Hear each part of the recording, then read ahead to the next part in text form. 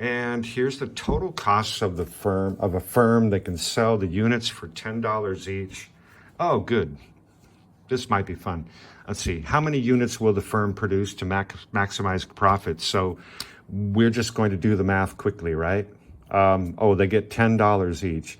So, and the total cost here is 10. So I'm going to do this quickly. 7 times 10 is 70 minus 10 is, here we get 60, if you'll pardon my 6. Here we get 80 minus 15 is 65. Here we get 90 minus 20, which is 70. That's our total profit. And here we get 100 minus 25, which is 75. So the firm will produce 10 units for the maximum profit. Answer must be D. And 10 is the progressive tax question. And this is a definition question.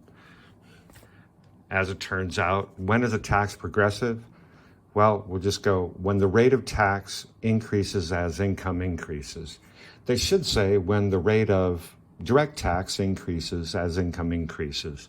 But this is the definition of a progressive tax. And it's called progressive because it's considered more fair to poor people or to low income earners. If they have less income, we should charge less taxes. What's the marginal utility of more money? This is about goods, but progressive tax is strictly about income taxes. And the answer is B. And not related. And a progressive tax is on incomes rather than goods or services, but that's not the definition of a progressive tax. So 16B, definition of a progressive tax. Oh, hey. So let's take a break. Let's take the French's break. Let's see. We can have French's here and just take about 15 seconds or longer and take a break before question 17.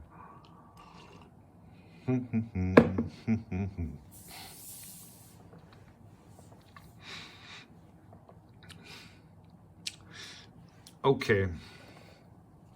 Should I start now?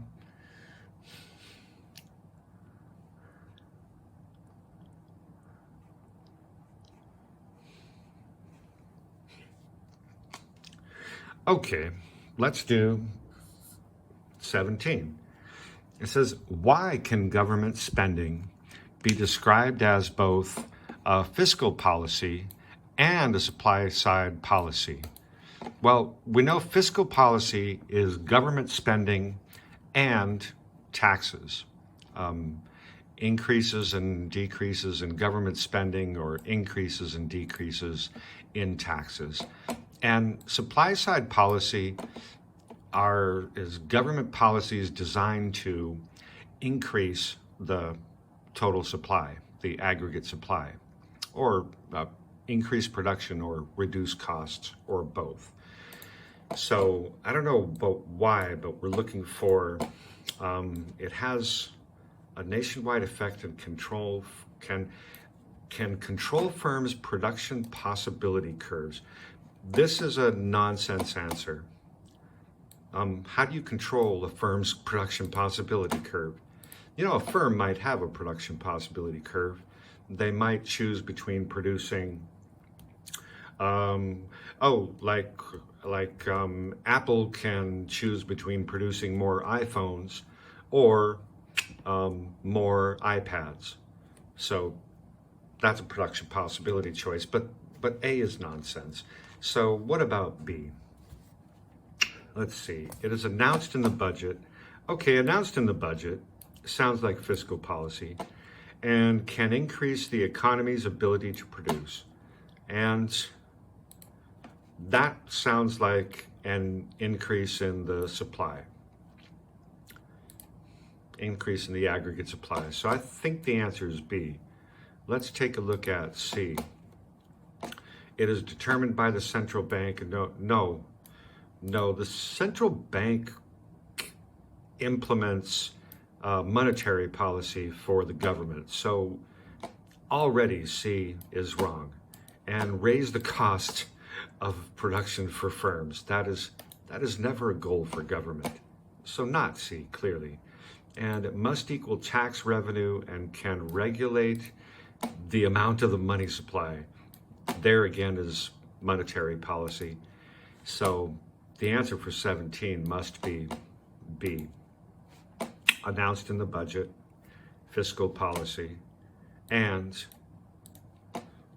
increases the economy's ability to produce. And that's a supply side policy. Hey, I can line that up for 18. Let's do 18.